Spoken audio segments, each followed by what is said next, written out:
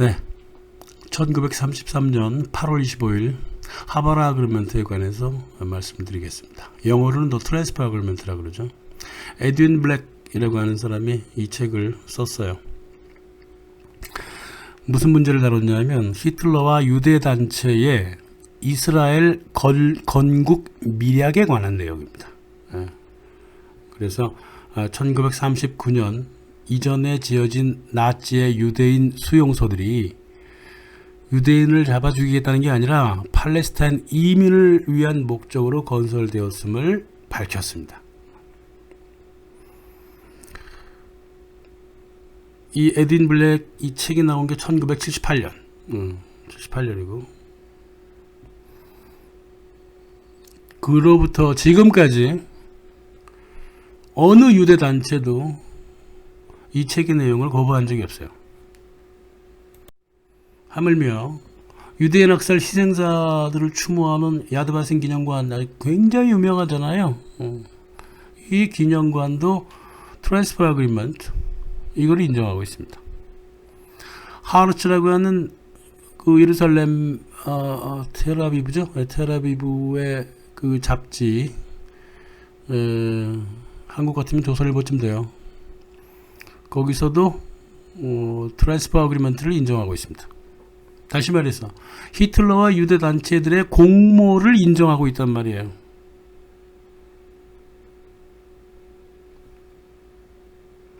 그래서 이 정도는 얘기해도 되죠. 왜? 이스라엘도 인정하고요. 유대 단체들도 인정하는 일이니까요. 영상 만들어도 되는 겁니다.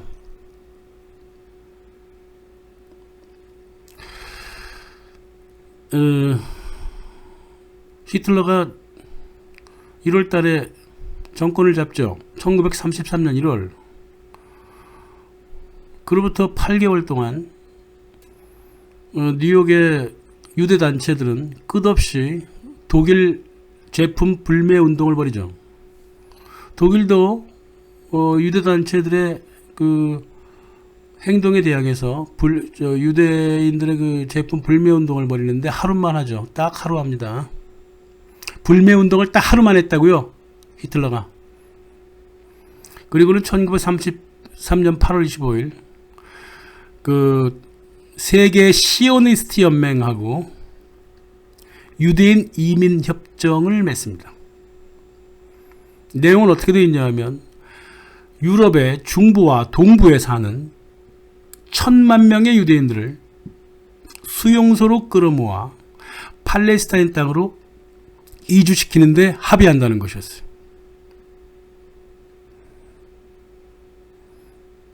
이게 원래 이제 19세기 그 모세스 헤스라든가 19세기 말 테오도르 헤르첼 그 이스라엘 건국 이념을 만든 사람이잖아요. 그 사람들이 염원했고 계획했던 일이에요. 그 일을 한 거예요. 근데 그 상대가 누구냐면 히틀러라는 겁니다. 얼마나 고마워요. 그래요, 안 그래요? 얼마나 고마웠는지 조르주 슈타이너라고. 조르주 슈타이너는 문학가인데요. 평론가인데요. 외국어를 8개 국어를 모국어처럼 하는 사람이죠. 똑똑하게 이를 데 없고요.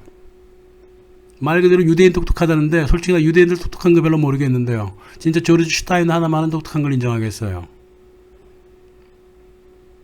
이 사람이 그랬습니다. 예루살렘에 히틀러 동상을 세워야 된다. 히틀러 때문에 이스라엘이 성립하지 않았느냐. 그랬거든요. 그 얘기를 드리려고 하는 거예요.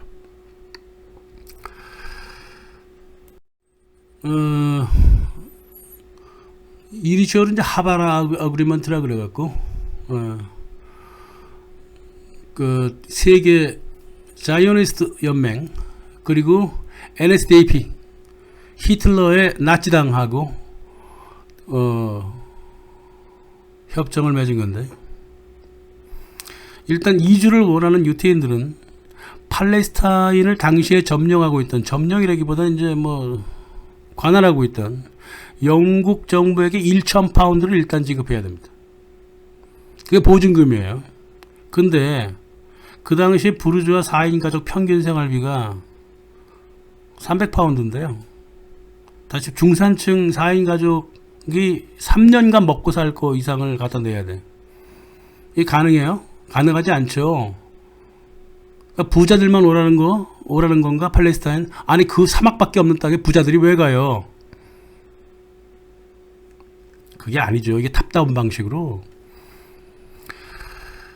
유대인 고위층이 그 나치 고위층과 같이 맺은 협정이기 때문에 서민 유대인들한테 융자를 해줘갖고 서민들을 보내기로 한 거예요. 결국 그게 나중에요. 이스라엘의 그 키부츠랑 연관됩니다. 새마을 운동 같은 거 있잖아요. 그거 다 유대인 서민들이 했단 말입니다. 만약 부자들이 갔으면 걷다가 뭘 세웠을까? 이스라엘에다가. 뭐 중공업 같은 거 세웠겠죠. 근데 그게 통하지 않는다 이 말이에요. 서민들을 일단 보내기로 한 거예요. 나치는 말이에요. 중상위층 유대인들은 건드리지도 않았어요. 그래서 복잡한 거예요. 이게 지금 역사란 게 이렇게 복잡한 거죠. 단순하게 볼 수가 없는 거예요. 그래서 영국에서는 이제 료미 은행이라고 하는 곳에서 자금을 모으고 어디서 들어오는지도 모르는 돈들이니까 죄다 돈 세탁을 맡긴 거죠. 료미 은행은 이제 유대인들의 은행이잖아요. 예전에 레닌이 1917년에 레닌이 그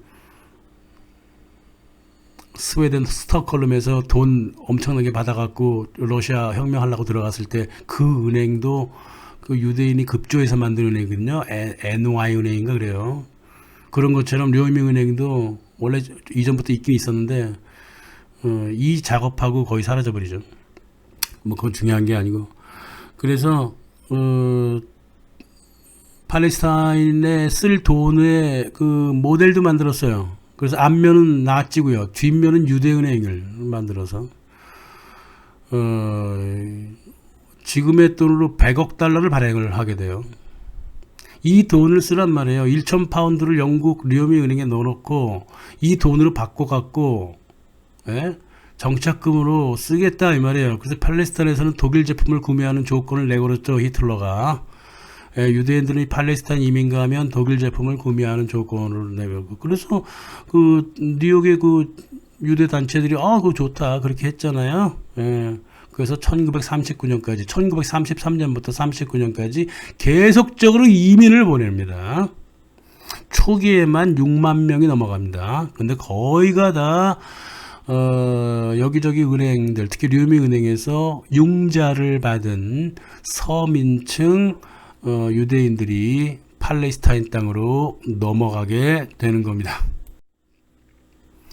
그래서 이 협정은요, 독일 나치 사인이 아예 있어요. 독일 나치 그리고 앵글로 팔레스타인 컴퍼니 료미 은행 그리고 뉴욕 세계 유대인 연맹 시오니스트 연맹이 셋이서 3자가 사인을 하게 됩니다. 그래서 독일 전역에 일단 독일부터 출발합니다. 독일 전역에 유대인들이 스스로 운영하는 이주센터 30개가 세워졌고요. 유대인이 가장 많은 폴란드에 집중적인 이민 홍보를 벌이게 됩니다. 독일이 폴란드를 먼저 쳐들어가잖아요.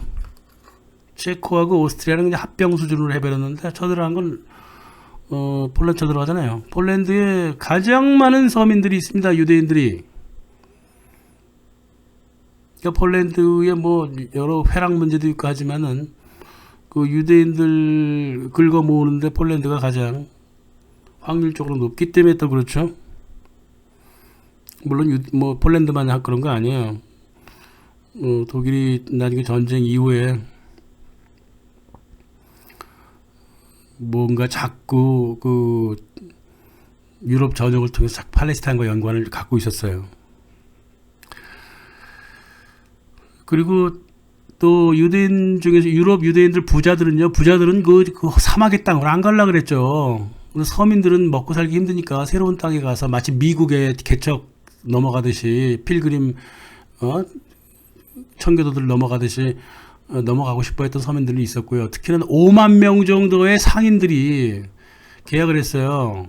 자기들도 팔레스타인 가겠다고. 상인들이요. 다시 말해서 팔레스타인, 터키 쪽하고요. 터키 쪽하고 유럽 쪽하고 상업을 계속 잇겠다고 하는 그 상인들이 또 5만 명이 끼어들으니까 꼭 서민만 간 건 아니죠. 팔레스타인 땅으로. 그래서 막 북적북적거리면서 히틀러가 독일과 웬만한 그 폴란드 같이 좀 영향을 좀 끼칠 수 있는 유대인들을 모아다가 이민을 보내기 시작하는 겁니다. 그래서 그 당시에 이민을 보냈던 독일 여객선 이름이 호헨슈타인이라고 하는 배를 매입을 해서 텔라비브로 개명합니다. 출발은요, 브레멘에서 출발해가지고요, 도착은 하이파, 하이파에 도착하게 됩니다. 저기 이스라엘 저 북쪽에. 그래서 이 이주 사업을 맡은 사람이 알프레드 라인디키라고 하는 사람인데요. 유태인이고요. 나치 신봉자고요. 그래서 수없이 많은 사람들이 팔레스타인으로 넘어가는데 마치 그 1900년대 초에 이탈리아 아일랜드 이민자들이 미국 뉴욕으로 가듯이 솔직히 말해서 보랄 두 쪽밖에 없는 사람들이 가난한 유대인들이 배를 타고 몰려갔습니다. 융자는 1,000파운드는 이제 받아놓고 간 거죠. 그래서 6만에서 8만 명 정도가 넘어가게 됩니다. 그래서 이민, 유대인 히틀러가 주도하는 유대인 이민 협정이 제대로 굴러가도록 1933년부터 1938년까지 미국의 루즈벨트는 유대인들을 받지 않게 됩니다. 미국으로 들어오는 유대인들을 받지 않아요. 국경을 봉쇄해 가지고요. 이민 쿼터를 100%에서 10%로 축소시켜 버립니다. 그리고 나치 경찰에 게슈타포라든가 게슈타포가 운영을 했죠. SS가 아니고 SS는 군대고 게슈타포는 경찰이니까 게슈타포의 신분 허가증을 소지하는 유태인만 미국에 들어오도록 아주 이렇게 뒤에서 잘 도와줬어요. 루즈벨트가.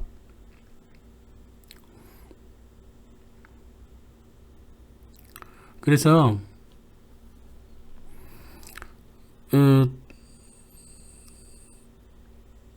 독일 유태인 그 도장을 받지 않은 독일 유태인 937년기 배를 타고 1939년 초에 독일 유태인 937명이 배를 타고 그 세인트 루이스호라 그러는데 타고 미국에 망명 신청을 했을 때 미국은 배를 돌려버려 버렸습니다. 나치 히틀러 도장 받고 들어오라 그 말이에요. 캐나다도 거부했어요. 그래서 유럽부터 들어가죠. 되게 유명한 사건이에요. 세인트 루이스호의 그 유대인들 쫓아낸 사건, 미국이. 그리고 또 도미니카 공화국에서는 유대인들이 돈 많은 줄 알고 그럼 미국 가지 말고 그러면 우리 도미니카 공화국으로 오라 그랬더니 또 안 갔어. 세계 시오니스트 연맹이 무슨 개소리를 하냐. 그랬습니다. 그래서 안 가게 만들었어요. 지금 목적이 따로 있거든요. 이때 세계 시오니스트 연맹에 있던 사람들은 벤구리온이 있었죠. 이스라엘 초대 대통령. 이 연맹 거의 대표급이었는데 가난하고 불만에 찬 유대인들이 부자 유대인의 사회적 위치를 위협하기 전에 빨리 팔레스타인을 보내버리자라고 말한 사람이 그 시오니즘을 만든 데오도르 헤르첼인데 그거랑 똑같이 행동한 거예요. 무슨 말이냐고요? 유대인 내부에서 반반씩 갈린다니까요. 부자 유대인과 가난한 유대인이 갈립니다. 부자 유대인들은 가난한 유대인들을 철두철미하게 이용해 먹습니다. 지금 이스라엘에서 저기 백신 맞는 거 보면 아시잖아요. 그거 다 몰모트 대장들이에요. 그래서 1933년부터 39년까지 단 6년 만에 20만 명의 유럽 서민 유대인들이, 물론 이제 5만 명의 그 상업하겠다는 사람들을 포함해서, 그리고 또 어리버리 이상만 가득한 사회주의자들이 나치의 배를 타고 하이파로 떠나게 됩니다. 6년 만에 20만 명이 쳐들어갑니다. 팔레스타인에. 처음에 유대인들이 들어온다고 하니까는 팔레스타인에서 살던 아랍 계열 사람이라고, 원래 유대인들, 원래 셈족 사람들이 되게 좋아했죠. 예. 그러나 너무 밀려 들어오니까 이제 막 갈등이 벌어지고 말입니다. 특히나 중간에 이제 영국이 끼어 들어갔고, 막 돈 냈냐 안 냈냐 그리고 가난한 애들은 오지도 말게 하고 막 배를 붙잡고 난리도 아니었어요. 예. 그래서 팔레스타인을 하여간 20만 명 이상을 보내서 선거를 통해서 정당하게 국가를 세우려고 그랬어요. 예. 이때까지는 그렇게 흘러갔죠. 예. 생각을 해보세요. 일본 사람들이요, 배를 타고요, 20만 명이 차근차근 몰려와서 세를 늘려갖고 부산에 정착해가지고요, 국적을 따가지고요, 자기네들 국가를 만들겠다는 거예요. 참 무모하죠. 무모한 일을 이렇게 히틀러와 세계 유대연맹, 그리고 루즈벨트 도와주고 영국도 찬성하고, 그래서 만들어낸 겁니다. 1933년부터 1933만 명이 일단 떠나고요. 34년에 4만 명이 떠나고요. 35년에 6만 명이 떠나고요. 36년에 29만 명, 거의 3만 명이 떠나버리고요. 37년 10만 명, 38년 12만 명, 39년 16만 명이 떠나는데, 39년에는 전쟁이 제2차 세계대전이 벌어지잖아요. 근데 벌어지는 와중에도 끝없이 수천 단위로 넘어가게 돼요. 팔레스타인으로. 유럽의 그 유대인들이 깡그리 죽었는 줄 알았죠? 역사책에 그렇게 써 있잖아요. 600만 명 죽였다고.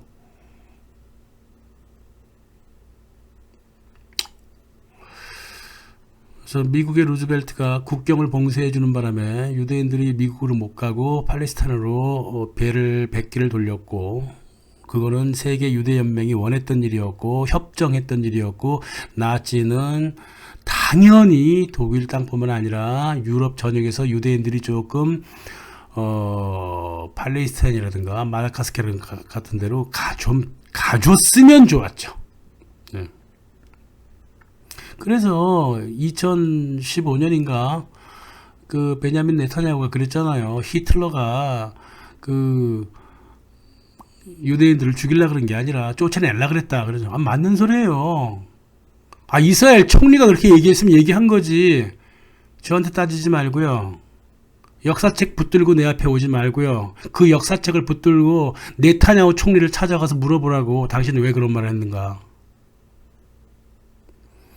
제가 약간 이렇게 화를 내는 이유는요, 그거 생 거짓말로 만들어진 역사책을 보고 와가지고 말이에요, 막 대든단 말입니다. 제대로 된 자료를 갖고 오면, 누가 토론하지 않겠어요? 누가 제대로 된 자료를 갖고 오면 증거를 갖고 오란 말이에요. 증거를 공공 자료라든가 공공 문서라든가, 하물며 공공 문서가 아니라 하더라도 사적인 자료라다 하더라도 생생한 자료를 갖고 오란 말이에요. 하나도 못 갖고 오면서 왜 어디서 그냥 텔레비에서 들은 그걸 자꾸 상상해갖고 얘기를 하냐고. 그래서 나치는 서민들을 주로 긁어 모았고요. 중산층 이상은 잘 건드리진 않았습니다. 전쟁이 시작되니까 어쩔 수 없이 뒤섞이죠. 전쟁이 뭐예요? 전쟁은 귀족, 중산층, 왕족, 서민, 노예까지 모두 다 뒤섞어버리는 게 전쟁이잖아요. 전쟁이 얼마나 무서운 줄 모르고, 어떤 사람들 보면 전쟁 한번 떠볼까 이러니, 군대 안 갔다 온 놈들이 꼭 그런 얘기 하더라. 전쟁 때문에 모든 게 다 망가진 겁니다. 그럼에도 불구하고 팔레스타인에 20만 명 이상을 정착시킨 사람이 히틀러예요. 그러니까 조르지 슈타이너가 히틀러한테 감사해야 된다 그러잖아요. 게다가 뭐 그 사람만 그래요? 뭐 여러 사람 많습니다. 한나 아렌트라고 있죠. 한국에서는 한나 아렌트를 얼마나 좋아하는지 한나 아렌트 학회까지 있어. 이 사람을 위해서 학회까지 만들 필요가 있을까? 그 사람 이름을 단. 한나 아렌트에 대해서는 제가 옛날에 그 시몬 르웨이에 관해서 그 영상 2개를 만든 적이 있는데 한나 아렌트에 대해서 한 영상 2-3개는 만들 수 있어요. 이 사람 생각보다 그렇게 잘난 사람 아닙니다. 자, 그러니까 이 사람의 솔직한 말을 들어보자고요. 시오니스트, 즉 유태 수뇌부들의 적은 옛 독일과 오스트리아에 살지 못하게 한 독일이 아니다. 새로운 삶을 살아갈 조국, 다시 말해서 이스라엘, 팔레스타인에 살지 못하게 막은 영국이 적이었다. 독일은 아니었다. 솔직한 말이에요. 네. 나치는 독일 유대인들이 독일 땅에서 떠나주길 바랬고, 유대인 상류층들은, 즉 시오니스트 협회 중심으로 모인 상류층들은 서민들을 팔레스타인으로 끌고 가길 바랬고요. 왜? 도대체 유대 상류층들은 왜 유대 서민들을 갖다가 팔레스타인으로 막 몰려가게 해가지고 거기서 선거를 통해서 정권을 잡겠다고 그랬을까? 거기 석유가 있거든요. 석유 통제 캠프로 만들고 싶었거든요. 그거는 다음 영상에서 말씀드릴게요. 그래서 1943년 이후에 1만 명 이상의 이민 사례는 없었어요. 하지만 몇천 명 수준으로는 팔레스타인으로 계속 넘어갔죠. 그리고 나서 전쟁이 끝나고 나서는 독일이 진짜 원하고 세계 시오니스트 연맹도 원했고 미국의 루즈벨트도 원했듯이 1945년부터 1952년까지 100만 명이 넘는 유대인들이 팔레스타인으로 이민을 건너가게 된 겁니다. 그러니까 토탈 최소 120만 명이 팔레스타인에 몰려들게 돼요. 그래서 중동 분쟁이 또 시작되는 겁니다. 그리고 유럽에는 지금도 막 몰려가죠. 지금도 막 다른 이유 때문에 또 몰려가요. 그래서 이 협정은 하바라 협정은 뭐 모든 역사가들이 다 인정을 하는데 좀 껄끄러워서 그런지 얘기를 잘 안 할 뿐이에요. 껄끄러우니까 얘기를 잘 안 하는데 뭐 얘기 안 할 것도 없죠. 그래서 원래가 그 독일어로 그 나치당은 내셔널 소시알리즘이잖아요. 내셔널 소시알리스트 파티잖아요. 국가사회당. 그러면 앞에 있는 단어를 2개 빼려면 나소당이 돼야 되잖아요. 나소당. 안 그래요? 근데 왜 나치냐고. 소치알리스에서 지를 뺐다고? 왜 그런 짓을 했을까? 나치가 어떻게 만들어졌는지 아는 사람이 없어요. 근데 영국의 어떤 역사학자가 나치라고 하는 거는 그 내셔널 소시알리즘 파티, 소시알리스트 파티 독일의 그 파티하고 자이오니스트가 합쳐갖고 나치가 된 거다 그러면 이게 협정을 서로 했다는 거죠. 그러니까 설득력 있죠. 하바라 어그레먼트 1933년부터 39년까지 그 나치라고 하지 말아야지. 국가사회당 히틀러의 국가사회당하고 세계 시오니스트 연맹이 서로 협정을 맺어갖고 유럽 유대인들 1000만 명을 최대한 팔레스타인으로 이민 보내버린다. 이 협정을 했으니까 나치당이 맞지 않아요? 그 당시로서는. 그래서 히틀러 또한 유대인에 대하여 그렇게 악감정을 갖고 있지 않았어요. 적으로 알았죠. 적. 그러니까 적으로 안다는 것과 죽여버리겠다는 건 다르잖아요. 그 라우슈닝이라고 또 굉장히 유명한 책이 있어요. 히틀러 스픽스를 갖고요.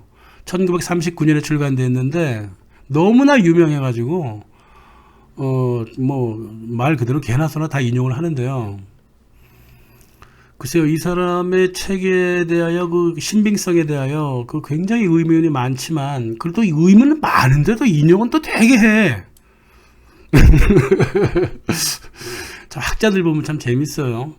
아, 이 책 그 좀 신빙성이 떨어지는 것 같은데 그렇게 하면서도 계속 인용을 해요.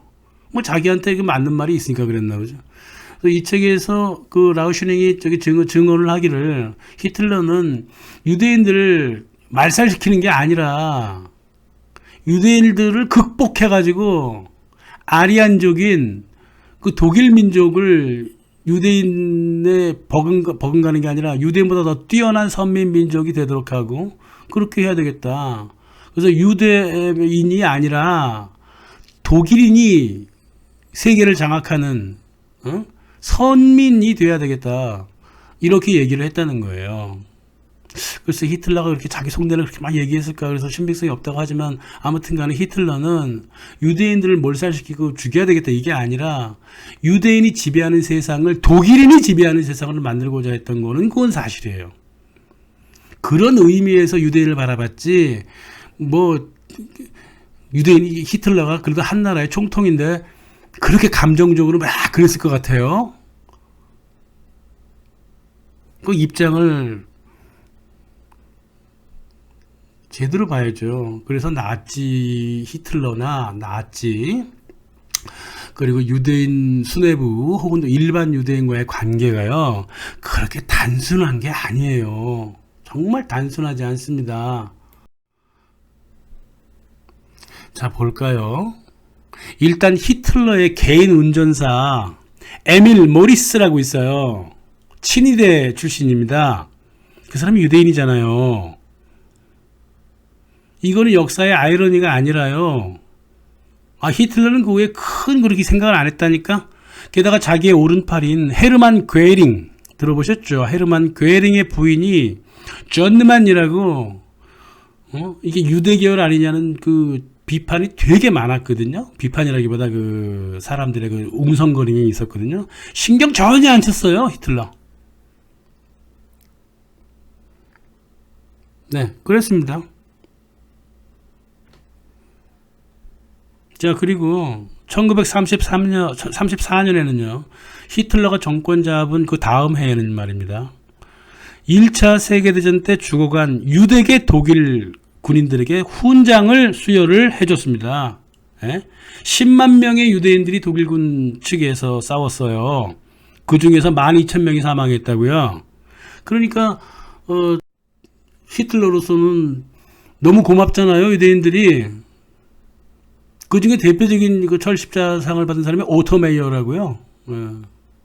오토 메이어라고 그 상을 주었어요. 그러다가 저기 팔레스타인까지 찾아갔어. 오토 메이어가 팔레스타인으로 이민 갔습니다. 그러니까 거기 찾아가서 그 사람한테 철십자장을 줬다고요. 그 나치와 유대 관계가 이랬다니까. 또 이제 2차 세계대전으로 올라와 보죠. 2차 세계대전 올라와 볼까요? 2차 세계대전 동안에 나치 군대에서 복무한 유대인 병사가 15만 명 이상 있었어요. 15만 명. 독일군에 가담했던 뭐 불가리아 군대도 있고 하지만은 그래도 정식으로 가담했던 군대 중에 제일 많았던 군대는 스페인 사람들인데요. 4만 5천 명. 근데 유대인들은 15만 명이 있었다고요. 독일군 제복을 입고 영국군하고 미군하고 프랑스군에 대체 싸웠다고요. 나중에 이제 폴란드 침공한 다음부터 히틀러가 조금 이제 우리 군대 내에 지금 있는 저기 유대 병사들 좀 가려내야 되지 않느냐 그랬거든요. 그랬더니 어떻게 속가더니 못한다 그랬죠. 그 헤르만 괴링이 그랬어요. 이거 헤르만 속가내기 어렵다고. 그래서 좀 더 자세하게 알기 위해서 미국 군사대학 버지니아에 있어요. 버지니아의 미국 군사대학 교수 브라이언 마크리그라고 있습니다. 이 사람이 30만 자료를 갖고 연구를 했는데 독일군 중에 유대인이 6만 명은 아버지 세대, 아버지나 혹은 엄마가 유대인이고요. 9만 명은 할머니, 할아버지까지 유대 집안이었다. 그 중에는 누가 있냐면 헬무트 슈미트가 일반 사병으로 근무를 했습니다. 독일 총리잖아요. 헬무트 슈미트. 이 사람이 유대인이에요. 근데 2차 세계대전 때 독일군으로 싸웠다고. 장교죠, 장교. 일반 사병은 아닙니다. 슈미트가 들으면 기분 나빠하겠네. 장교였어요. 또 베른하르트 로게라고 있어요. 그 제독이에요. 그 사람도 유태인이에요. 에르스트 블로크라고 있습니다. 중령. 이런 영광급 장교들이 무지하게 많았다고요. 그래서 그 브라이언 리그가 찾아낸 유대 군인 중에 소령급 이상이 77명이었고요. 아직 채 정리되지 않은 자료를 분석이 끝나면 60명 정도가 추가될 것이라고 얘기를 했으니까 최소한 소령급 이상의 유대인들이 130명이 넘어간단 말이에요. 그 중에는 말이에요, 헤르만 괴링의 참모고요. 독일 공군의 공군 부대의 2인자이고 전시 항공기술 개발하고 병참을 맡은 밀히, 에르하르트 밀히라고 있다고요. 공군 대장이에요. 이 사람이 유대인입니다. 히틀러가 다 알고 있었어요. 공군 대장, 밀히 공군 대장이 유대인이라는 사실을 다 알고 있었다고. 이 공군 대장이 2명이 있었어요. 유대인이. 중장이 8명이나 있었고요. 게다가 또 전격전을 구상했던 빌베르그 소장이 또 유대인이죠. 그 소장이 5명이 있었어요. 대령급 연대장만 23명이 있었습니다. 그 중에 20명이 최고 철십자 훈장을 받았습니다. 이 훈장은 히틀러가 직접 줍니다. 다시 말해서 20명의 유대인 장군들한테 직접 철십자 훈장을 따라줬다는 거예요.